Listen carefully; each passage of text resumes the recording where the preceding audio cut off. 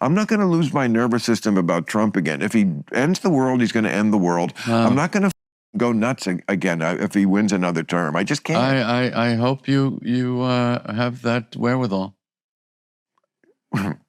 Well, what are you going to do? I don't know. I'm trying to stay right there. Yes. I'm trying to stay what, are you right going to get anxious like a millennial? No, yeah, it's right. Exactly. You know, that is, I mean, that generation, especially the Z generation, definitely made a deal with the devil at something. Because he always lucks out on everything. Yeah. He has the best enemies. Look at Michael Avenatti. Look at Fani Willis now in Georgia. The best enemies. Right.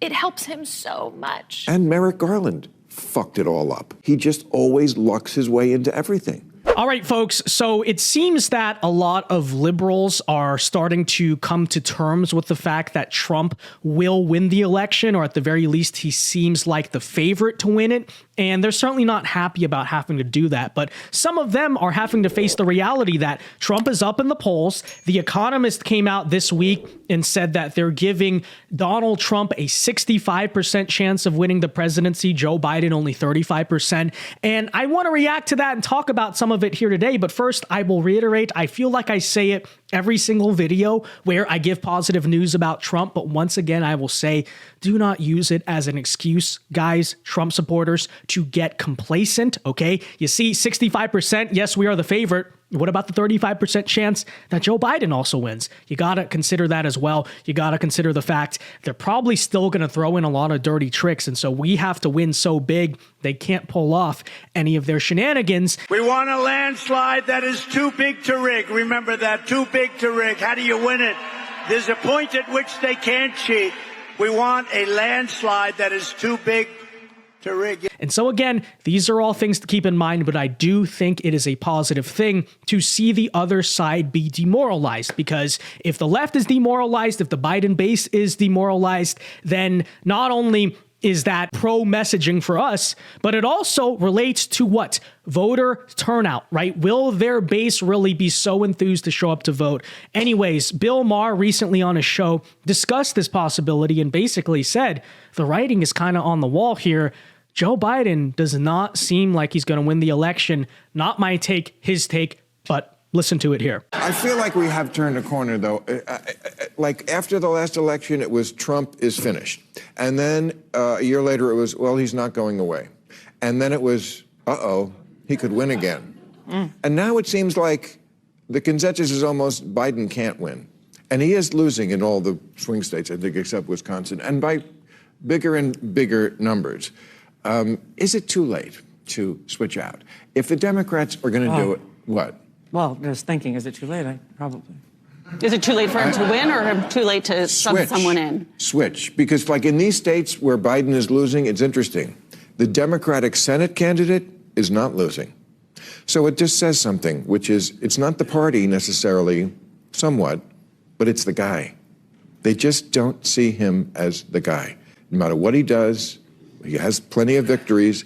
It doesn't seem to ever move the needle. So as you can see, just basically like objective analysis there from Bill Maher. Trump is winning in the polls. Trump is winning in the swing states. Nothing that the Biden campaign is doing seems to be working. What is the inevitable conclusion of that? Trump's probably going to win. But recently he echoed the same sentiment on a Club Random podcast, and his guest here, this like lesbian journalist, and I'm not saying that to be demeaning, I'm saying literally, I watched the podcast, all I basically learned about her is she's lesbian and a journalist, doesn't really agree, and we'll play this clip here and talk about it, because I think there's an interesting take to dissect. Take a look. As if they're not going to notice Biden's old. Yeah, please, like I do an old joke. Oh, old. Wow, honey, I had never seen that before. You know, Bill Maher makes a good point. Joe Biden is old.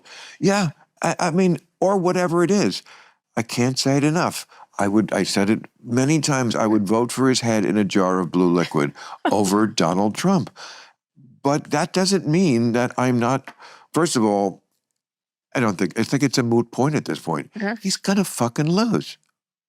Who, Biden? Yes. No, you're wrong. No. I'm going to bet you. Oh, great. What should we bet? No, nothing. You win. ownership of this place? No. Come on. No, I'm not Ownership. It's not the kind Can of thing I would. throw a bitchin' lesbian no. party here? No, You're not invited if he wins? Not only will I not bet on this premise, Okay. you could change my mind on it in the next 2 minutes. Right. I'm telling you he's going to win. Convince me. All right. There is a you remember the silent majority with Nixon? Correct. Yes, I do. There's a silent majority of people who really don't like Donald Trump. And I don't think they're that silent. I think there's a noisy group, certainly. And there are elements of, going too far. But there is a quiet group of people. And I have a lot of people who are Trump relatives. And now they're women. They're all women. Right.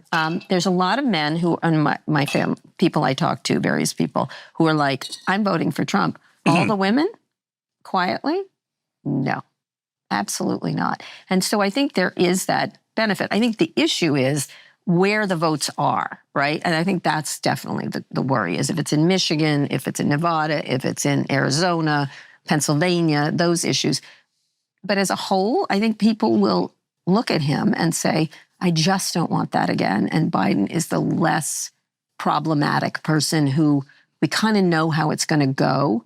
And we don't want chaos again, because I think people are sick of chaos. That is an absolutely possible scenario. This is why I would not bet on something like this. Do I think that's absolutely possible to describe? Yes. Or it could not be. And I can't tell the difference. It could go that way. There's also something called the reverse, the shy Trump voter. Oh, I don't think they're shy anymore. Those people. No, well, you're talking about shy for a while. You're talking about the people who you see. The shy Trump voter is specifically something else. The shy Trump voter is the one who's going to vote for Trump, but doesn't want you to know it because it's a little déclassé, and they don't want it in whatever the company they're in. I mean, any place you went in this town, no one would say they're voting for Trump, and I'm sure he's going to get some votes. Oh, absolutely. Oh, I think more than you think here. No, especially because of Israel. I think it's because 100%. And also then on the other side, which is the problem Biden has, he's a reasonable person in an unreasonable age, right? He's yes.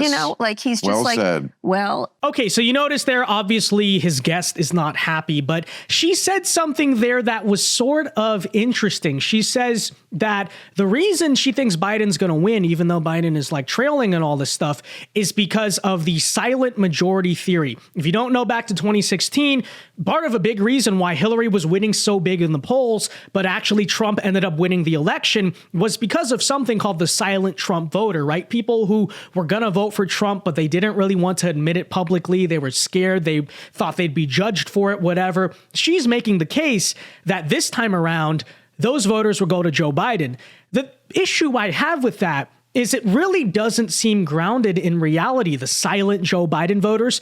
Why would a Joe Biden voter be silent? There is no reason to fear cancel culture if you're a Democrat or you support the left or you really support Joe Biden. I mean, does that really a big thing? Now, in fairness, she could make a case. I do see this argument that maybe there are silent Joe Biden voters because Biden's been a very lousy president. Not a lot of people are super enthusiastic about having to go vote for him, but maybe there's Americans out there that quietly say, yeah, but I really don't like Trump. Trump is such a danger to democracy. He's just such a threat.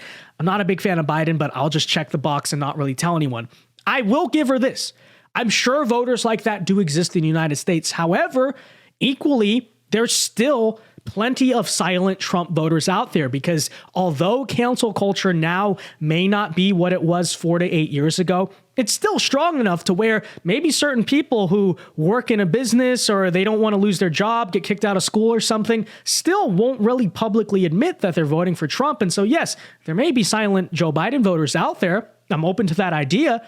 But equally, there's still, to this day, plenty of silent Trump voters as well. And so I really just don't think her theory there makes a whole lot of sense, but we'll break it down because that's, again, what she said. But Bill Maher is not the only liberal figure who is coming to this conclusion. Let's revisit someone we have not talked about in a while, who is, of course, our favorite former Democrat presidential candidate, Cenk Uygur, you know, the infamous guy who tried to run for president even though he was not eligible. Well, he is saying he believes that the Israel-Palestine issue will probably cost Joe Biden the election. This is an interesting take. Let's take a listen. The young in America have now flipped, and they're decent, moral, wonderful people who are supporting the civilians of Gaza.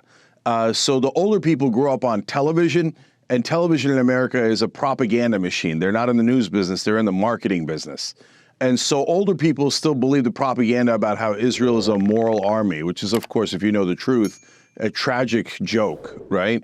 So, but younger people grew up on social media. So now Biden has lost 30 points among younger people, and it's probably going to cost him the election.